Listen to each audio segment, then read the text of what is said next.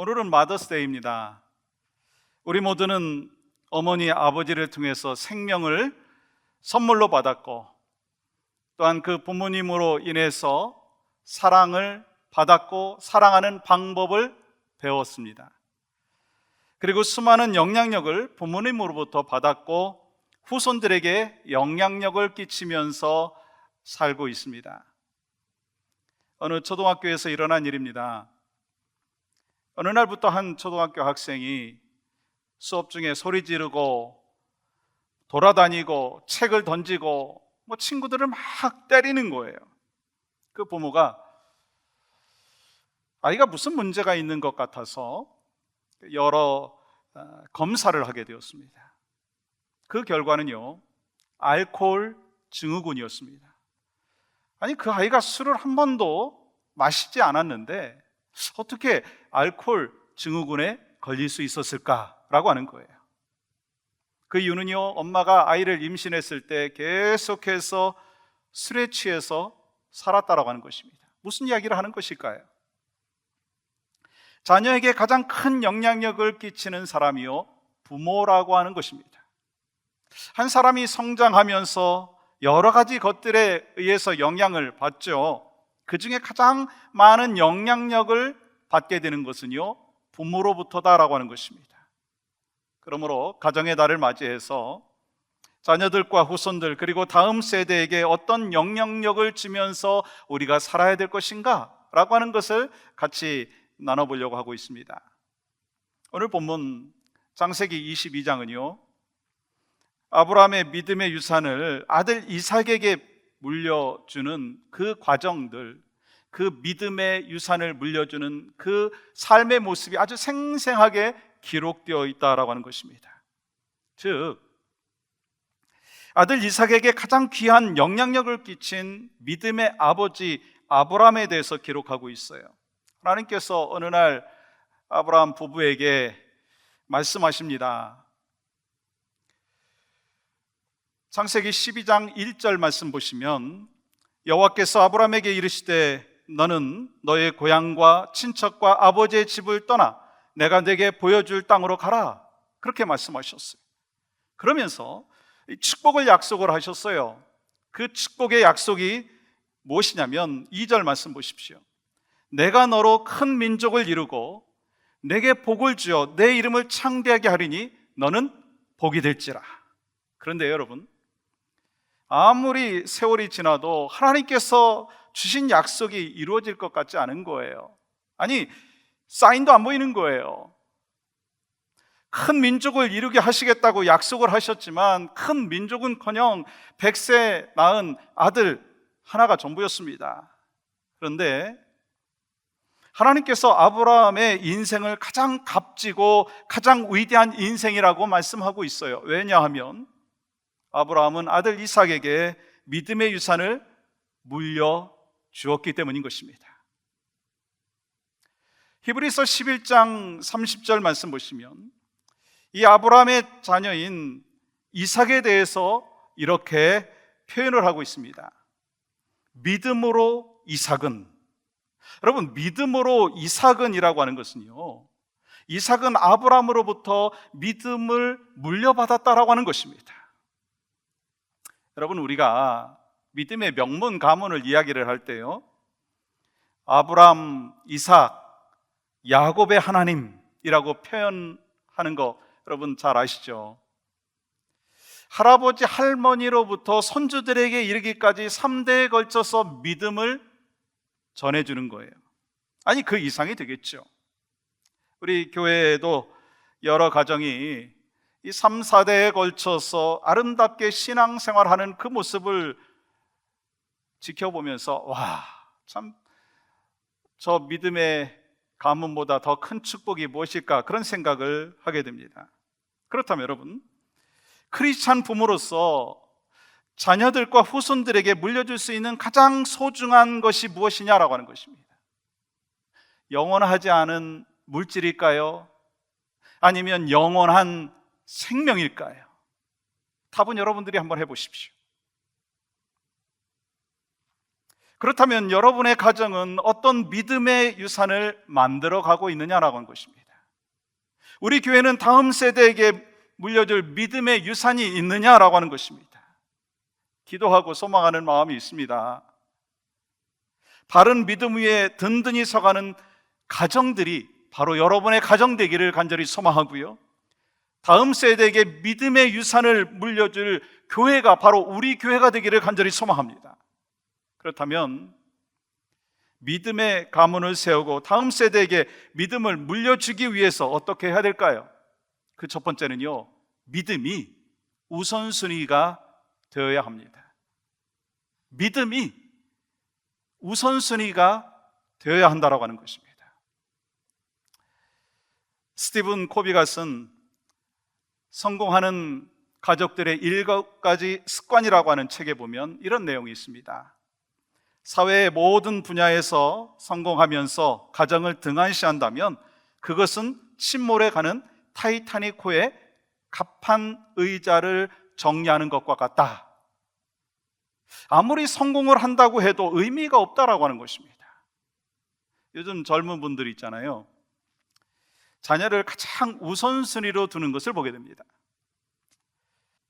자녀들을 중요하게 생각해서 많은 에너지와 정성을 교육에 쏟으면서 신앙의 교육은요, 우선순위에서 밀려나고 있다고 하는 것입니다.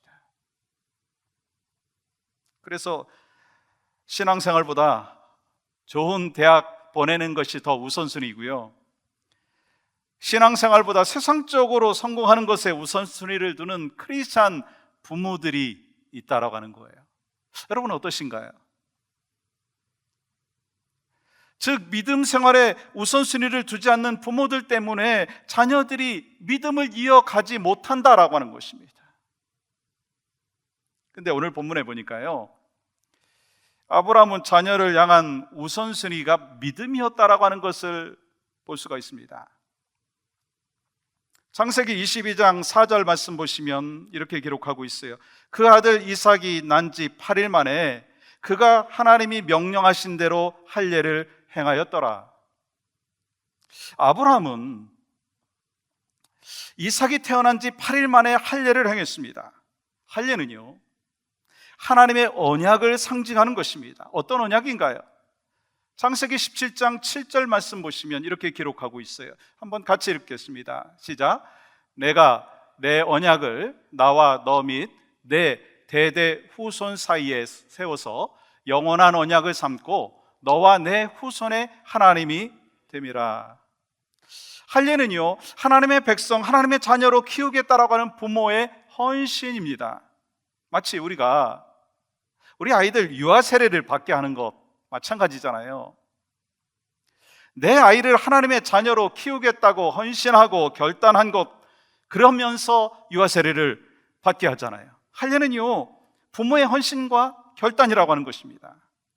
그런데 유아 세례를 받게 하면서 하나님의 자녀로 키우겠다라고 하는 그 우선순위를 먼저 그때는 정했는데 시간이 지남에 따라서 우선순위를 잃어버리는 부모들이 있다라고 하는 거예요. 예를 들어서 어떤 경우일까요? 부모가 예배를 쉽게 빠져요. 기도도요, 교회에서는 기도하고 집에서 기도할 때는 식사 기도할 때 그때만 기도합니다. 여러분이 믿음의 가정에서 태어나셨다면 한번 기억해 보십시오. 여러분의 부모님은 얼마나 예배에 우선순위를 두었었는가라고 하는 것입니다.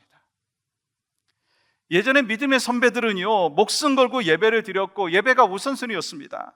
그래서 우리 교회 어느 권사님은요, 자녀가 아프면, 교회 가야 되는데 아프면 교회 가서 아프라고 하고, 정말 아파가지고 정말 나 죽겠어요 라고 하면 그래도 너 교회 가서 죽으라고 하고, 그 정도로 이 예배에 대해서 중요하게 생각을 하고 그렇게 말씀하셨는데요, 그 후손들을 제가 눈으로 직접 보고 있는데 믿음 생활 잘하고 있습니다. 근데 요즘은 어떻습니까? 예배를 너무 소홀히 여기고 너무 쉽게 예배에 빠진다라고 하는 거예요. 그러면서 자녀들에게 성경을 읽으라고 얘기하고 예배를 강조한다면 여러분, 그 후손들이 믿음의 자녀가 될 수 있을까요? 믿음의 가문으로 세워질 수 있을까요? 안타깝게도 많은 부모님들이 믿음을 우선순위로 두지 않기 때문에 신앙의 유산을 물려주지 못한다는 거예요. 교회에서 다음 세대를 세워가는 것도 마찬가지입니다. 믿음의 우선순위가 되지 아니하고 구원의 확신에 대한 우선순위가 없고 프로그램 중심으로 교제에만 집중하고 그런다면 결국 믿음의 유산을 우리 자녀들에게, 다음 세대에게 물려줄 수가 없다라고 하는 것입니다. 그 믿음이요, 그 세대에서 끝날 수밖에 없다라고 하는 것입니다. 그렇기 때문에 부모가 믿음에 대한 우선순위가 없이 시간이 지나면 될 거야, 아니 교회 그냥 나가기만 하면 언젠가 예수 믿고 구원 받을 거야 라고 생각하신다면 오해일 수 있다는 거예요. 착각일 수 있다라고 하는 것입니다. 교회도 마찬가지예요. 목사님 그냥 기도하고요, 기다리면 세월이 지나면 다음 세대 세워질 거예요. 시간이 흐름에 따라서 해결해 주실 거예요. 여러분, 그렇게만 생각한다면 그것도 착각일 수 있다고 하는 거예요. 그러므로 우리는 믿음의 가문을 계속해서 세워나가기 위해서, 우리 교회가 다음 세대를 계속해서 세워나가기 위해서 믿음과 복음이 우선순위가 되어야 될 줄 믿습니다. 여러분의 가정의 우선순위가 무엇입니까? 우리 교회의 우선순위가 무엇이어야 되겠습니까? 그것이 바로 복음이고 믿음이기를 주님의 이름으로 간절히 축복합니다. 또한 우리는 믿음으로 약속의 말씀을 붙잡아야 한다는 거예요. 여러분, 닉 부이치치라고 하는 사람을 아시나요? 그는 태어날 때부터 팔다리가 없었어요. 근데 그는 크리스찬으로서 수많은 젊은이들에게, 또 많은 사람들에게 영향력을 끼쳤어요. 아니, 닉 부이치치가 팔다리가 없는 그런 모습으로 태어나서 참 힘든 그러한 생활을 하고 낙심하고 좌절하는 데서 끝나야 되는데, 그는 수많은 사람들에게 영향력을 끼쳤다라고 하는 것입니다. 그 이유가 뭔지 아세요? 아버지의 믿음 때문이라고 하는 것입니다. 그의 아버지 보리스 부이치치는요, 이런 이야기를 했어요. 요동치는 감정이 아닌 하나님의 말씀을 따랐다. 내 감정이 아니라 상황에 의해서 흔들리는 내 감정을 따른 것이 아니라 하나님의 약속의 말씀을 따랐다는 것입니다. 내 자녀를 어떻게 키울까? 저렇게 키울까? 이렇게 키울까? 늘 변하는 내 생각이 아니라 하나님의 말씀을 따라서 자녀를 키웠다라고 하는 것입니다. 저는요, 이 아브라함이 모리아 산에서 이삭을 바친 그 사건을 읽으면서 사실 이해할 수가 없었어요. 특별히 여러분 2절 말씀 보시면 여호와께서 이르시되 내 아들, 내 사랑하는 독자 이삭을 번제로 드리라 말씀하시잖아요. 여러분, 너무나 충격적인 요청 아닌가요? 어떻게 얻은 아들인데 그 아들을 향해서 칼을 뽑을 수 있겠는가? 그런데요, 12절 말씀 보시면 이렇게 기록합니다. 내가 내 아들, 내 독자까지도 내게 아끼지 아니하였으니 내가 이제야 내가 하나님을 경외하는 줄을 아노라. 아낌없이 드렸다고 칭찬을 받았다는 것입니다. 그렇다면 어떻게 이삭을 번제로 드릴 수 있었느냐라고 하는 것입니다. 어떻게 그것이 가능했느냐라고 하는 것입니다. 그것은요, 하나님의 약속의 말씀을 신뢰했기 때문이다라고 하는 것입니다. 하나님께서 이미 아브라함에게 약속하여 주신 말씀을 신뢰했기 때문이라고 하는 것입니다. 그 약속이 무엇인가요? 네 후손을 통해서, 이삭을 통해서 창대한 민족을 이루게 될 것이다. 그 약속을 받았던 아브라함은요, 하나님께서 약속하신 말씀과 정반대되는 그 상황 속에서도, 내 머리로는 이해가 되지 않는 그 상황 속에서도 하나님께서 이삭을 통해서 큰 민족을 이루게 될 것이다라고 하는 그 약속의 말씀을 붙잡았다라고 하는 것입니다. 왜요? 그는 이미 100세의 나이에 아들을 낳을 수 있는 이 상황은 내 머리로는 이해가 되지 않지만 하나님께서 그렇게 하셨다라고 하는 삶을 체험했다라고 하는 것입니다. 그렇기 때문에 아브라함은요, 하나님의 말씀에 순종하는 믿음이 있었다는 거예요. 그럼 믿음장인 히브리서 11장에서 아브라함의 마음을 이렇게 기록을 하고 있습니다. 천천히 한번 여러분과 제가 같이 읽었으면 좋겠네요. 시작. 아브라함은 시험을 받을 때에 믿음으로 이삭을 드렸으니 그는 약속들을 받은 자로 돼 그 외아들을 드렸느니라. 그에게 이미 말씀하시기를 내 자손이라 칭할 자는 이삭으로 말미암으니라 하였으니 그가 하나님이 능히 이삭을 죽은 자 가운데서 다시 살리실 줄을 생각한지라. 비유컨대 그를 죽은 자 가운데서 도로 받은 것이니라. 하나님께서 이미 말씀하셨고 약속을 지키셨기 때문에 그 약속을 신뢰한 것입니다. 믿음은요, 자기 확신이 아니에요.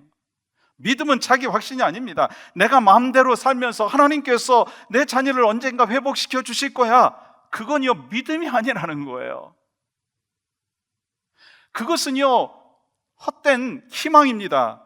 막연한 희망으로 끝날 수밖에 없을 수 있다고 하는 것입니다. 믿음은요, 내가 바라는 것을 말씀드리는 것이 아니라 하나님께서 약속하신 말씀을 아멘으로 받아들이는 것입니다. 그것이 믿음이라는 것입니다. 믿음은 내 자녀들이 이렇게 되었으면 좋겠다, 나의 자녀들에게 믿음이 회복되었으면 좋겠다라고 하는 것이 아닙니다. 믿음은요,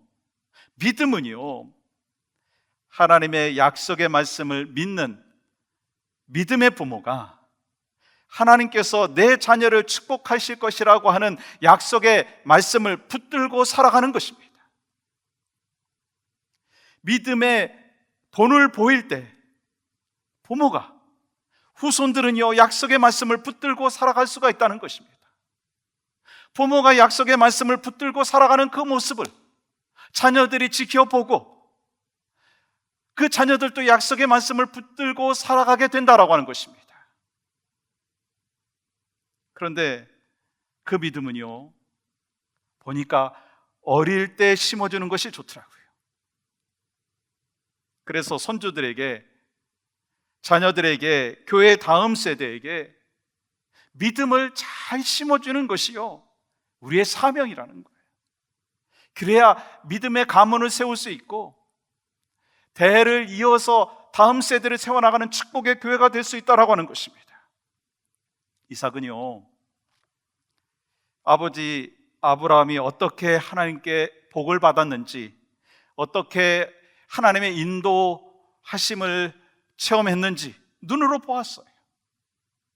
하나님께서는 아브라함을 통해서 이삭에게 믿음 생활이 무엇인지를 말씀해 주신 것입니다. 그리고 이삭이 나중에 어른이 되어서 믿음이 흔들릴 때마다 붙잡았던 사건이 있었어요. 여러분, 그것이 뭐라고 생각하십니까? 저는요, 그 사건이 바로 오늘 본문에 있는 사건이라고 믿습니다.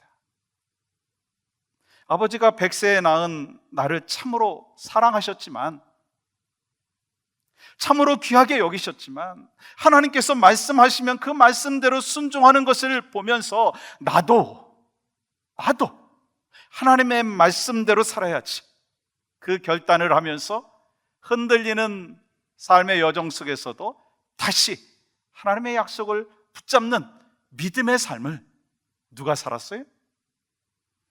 아브라함이 살았을 뿐만 아니라 이삭이 살았다라고 하는 것입니다. 여러분의 후손과 다음 세대도 하나님의 약속의 말씀을 붙잡고 살아가는 은혜가 있기를 주님의 이름으로 간절히 축복합니다. 또한 한 가지는요, 믿음의 유산을 물려주기 위해서, 믿음의 가문을 세우기 위해서요, 믿음의 본을 보여야 한다라고 하는 것입니다. 서양 속담에 자식들은 부모 앞에서 배우는 것이 아니라 뒤에서 배운다라고 하는 말이 있습니다. 자녀들은요, 부모의 뒤를 따라온다라고 하는 거예요. 여러분이 잘 아시는 이 방탕한 자녀를 위해서 오랫동안 기도하여서 성자로 만든 이 어거스틴의 어머니 모니카가 아주 유명한 말을 했습니다. 눈물의 기도로 키우는 자식은 망하는 법이 없다. 다시 말씀드릴까요? 눈물의 기도로 키우는 자식은 망하는 법이 없다. 믿음의 본을 보여줌으로 믿음의 유산을 남겨줄 수 있다라고 하는 것입니다. 남미 에콰도르 선교사를 지냈던 짐 엘리엇이라고 하는 사람이 있었습니다. 그는 시카고 위튼 칼리지를 수석으로 졸업했어요. 그리고 에콰도르 원주민들 아마존 지역을 섬기겠다고 헌신을 했습니다. 그리고 결혼하자마자 임신한 아내와 함께 에콰도르에 갔어요. 그런데요, 그가 도착한 곳은 가장 접근하기 어렵고 악명 높은 아우카 부족이었습니다. 그곳에 들어간 후에 이 짐 엘리엇은요, 창에 찔려서 순교하고 말았어요. 그 후 짐 엘리엇의 아내인 엘리자베스는요, 이제 고향으로 돌아와서 1년 동안 간호 훈련을 받고 다시 그 아우카 부족에게 갔습니다. 다행히요, 아우카 부족은요, 남자만 죽이는 부족이었습니다. 그곳에서 5년 동안 생활을 하면서 복음을 전했습니다. 그러다가 자기 남편을 죽인 키모라고 하는 사람에게 복음을 전했어요. 근데 그 키모라고 하는 사람이 복음을 받아들였고 변화가 되어서 그가 목사가 되었어요. 어떻게 그렇게 될 수 있었는가? 어떻게 남편을 잃은 슬픔 중에도 복음을 위하여 살아갔고 아이를 믿음으로 양육할 수 있었는가? 그 엘리자베스가 크리스찬 가정 세우기라고 하는 책에서 이렇게 기록하고 있습니다. 가정 안에 가장 큰 필요는 거룩한 부모이며 그런 부모가 해야 할 최고의 양육은 모범이다. 하나님의 말씀에 순종하며 원수까지 사랑하는 부모로서 자녀에게 본을 보인 거예요. 그러니까 믿음의 후손을 얻을 수 있었다라고 하는 것입니다. 믿음이 계승되었다라고 하는 것입니다. 오늘날 우리는 자녀들에게, 아니 여러분은 자녀들에게 너희들도 나처럼 믿음을 본받아 살아라 라고 자신 있게 이야기할 수 있는 분이 계십니까? 여러분 어떠세요? 한번 대답해 보세요. 아니면 난 요만큼만 신앙생활하지만 너희들은 잘해? 그렇게 이야기하십니까? 아브라함과 사라는요, 거룩한 부모로 살았습니다. 구별된 백성으로 살았습니다. 하나님의 말씀에 순종하는 사람으로 살았습니다. 여러분 오늘 본문 3절에 이렇게 기록하잖아요. 또 한번 같이 읽었으면 좋겠네요. 시작. 아브라함이 아침에 일찍 일어나 나귀의 안장을 지우고 두 종과 그의 아들 이삭을 데리고 번제에 쓸 나무를 쪼개어 가지고 떠나 하나님이 자기에게 일러주신 곳으로 가더니, 여러분 놀랍지 않습니까? 하나님께서 아브라함에게 무슨 명령을 했어요? 이렇게 기록하죠. 100세 낳은 귀한 아들을 번제로 드리라고 하는 거예요.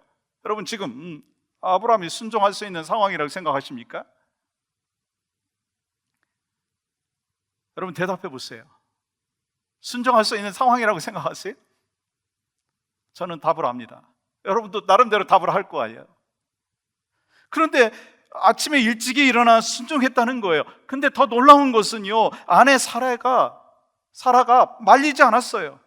그런 내용이 없어요. 그렇다면 어떻게 아브라함과 사라는 그렇게 할 수 있었느냐는 거예요.